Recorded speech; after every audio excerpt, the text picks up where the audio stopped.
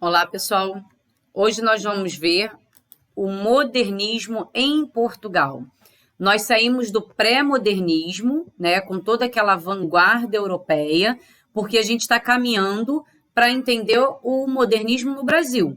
Mas a gente tem que passar pelas origens do modernismo, porque o Brasil, na verdade, copiou, de certa forma, uma cultura que já estava acontecendo, um movimento artístico que estava acontecendo fora do Brasil, tá? Por isso a gente precisa entender o que aconteceu em Portugal para que a gente consiga fazer uma ligação de sentido com o que está acontecendo no Brasil e com o que aconteceu no momento literário do modernismo no Brasil. Então, dentro da primeira fase modernista, que é chamada de orfismo, e aí a gente vai entender mais para frente por quê, está como autor Fernando Pessoa, Mário de Sá Carneiro, Almada Negreiro, Luís de Montevor e Ronald de Carvalho, Flor Bela Espanca. Flor Bela Espanca é apenas poesia, é a única mulher dentro desse movimento, dessa primeira fase. E os poemas dela são bem importantes e são bem significativos para o movimento também. Então, contexto histórico. O modernismo tomou um lugar num período que permeia a Primeira Guerra, toda a bagunça que estava acontecendo dentro da sociedade para que houvesse essas necessidades de mudança de gênero, tá? Então, era a Primeira Guerra, a Segunda Guerra Mundial, a psicanálise, a teoria da relatividade, né, que Einstein já estava elaborando. Então, havia, nesse momento, uma bagunça, né, estruturada política e sociologicamente falando. Dentro dessa estrutura do modernismo em Portugal, alguns movimentos foram criados, tá? Todas essas situações influenciam os pensamentos da época e, consequentemente, o estilo. Este novo movimento literário vai fazer o quê? Ele vai trazer alguns estilos para a gente. E aí a gente vem o primeiro, situacionista, numa proposta saudosista, pretendia resgatar os anos de glória vividos em Portugal, certo? Só que os inconformados, eles eram contra. Então, na verdade, havia ali como se fossem dois partidos políticos. O grupo da situação, que queria fazer aquela retomada do que eles tinham saudade na ascensão de Portugal, e os inconformados que queriam a mudança, a revolução, a modificação, a aceitação do moderno. Assim, com o lançamento da revista Águia, esse primeiro grupo teve a tentativa de reviver o passado numa pretensão de incutir nas pessoas o orgulho, né, português, de modo geral, oriundo das suas conquistas. Era como se vivesse do passado, vivesse de tudo que Portugal havia conquistado e não o que ele estava vivendo no momento, que era essa bagunça da modernidade. Os inconformados rejeitavam essa ideia de modo geral, né? Pretendendo trazer à tona o espírito crítico, o pensamento de modo mais pautado, mais elaborado. E aí a gente tem as principais características. Distanciamento do sentimento, até porque é algo muito rápido, muito movimentado, que representava o modernismo. O espírito dinâmico, né, acompanhando as transformações tecnológicas. O espírito crítico e questionador, a linguagem cotidiana, a oposição às normas numa atitude anárquica mesmo, originalidade e, sendo excêntrico, claro, e a ruptura com o passado, numa atitude inovadora. Lembrando que um grupo queria justamente o contrário disso. Gerações modernistas. A gente tem 3 gerações aí. A gente tem o orfismo, a gente tem o presencismo e a gente tem o neorrealismo.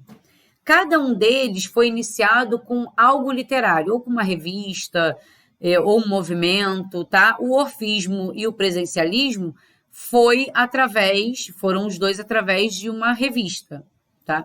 Já o neorrealismo foi um lançamento também, mas algo que não perdurou tanto tempo.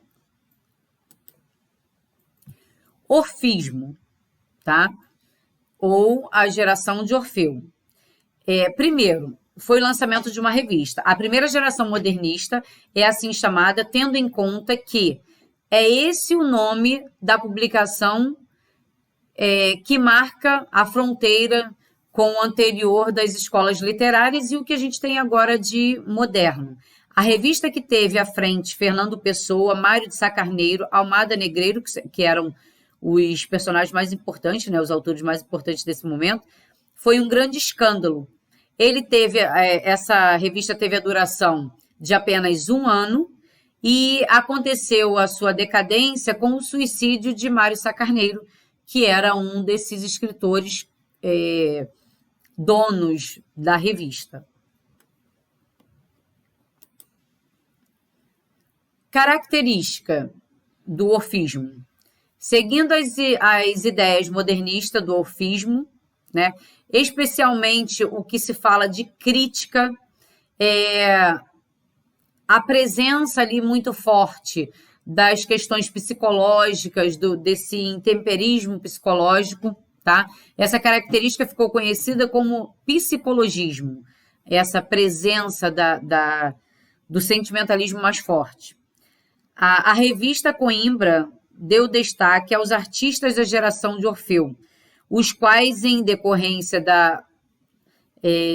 de ser efêmero, né, não tinha alcançado o êxito esperado. Essa revista ela não teve, na verdade, uma ascensão muito boa, né? Ela virou um escândalo e é como a chama, aquela coisa imensurável e, de repente, perdeu a sua força. E aí, o futurismo e o expressionismo são os movimentos de vanguarda que mais influenciaram essa entrada no modernismo, tá? Fernando Pessoa é um dos autores, o dono primordial da Orfeu, né? E um autor assim bem conceituado, a gente vai estudar ele no próximo vídeo. As obras de Fernando Pessoa são tão imensuráveis que a gente precisa de 2, 3 aulas só para ele, tá? E daí a gente tem o Fernando Pessoa como ele mesmo e os 3 personagens que ele criou, tá? Para escrever, isso aí será pontuado na próxima aula. Presencialismo, tá? A presença, de modo geral, a geração da presença. O segundo momento do modernismo em Portugal iniciou em 1927 com o lançamento da revista Presença. A revista foi fundada por Branquinho da Fonseca, João Gaspar Simões e José Régio. O objetivo desse grupo era dar continuidade ao trabalho iniciado pelo Orfeu, pela revista Orfeu. Quais eram as características, de modo geral, dessas obras? O José ele escreveu poemas propriamente ditos, tá? Os mais fortes. O João Gaspar ele ficou mais conhecido na parte literária em relação à crítica literária que foi feita. E o Branquinho escreveu, na verdade, poemas e alguns contos, mas ele não é tão conhecido pelos contos, ele é mais conhecido pelos poemas.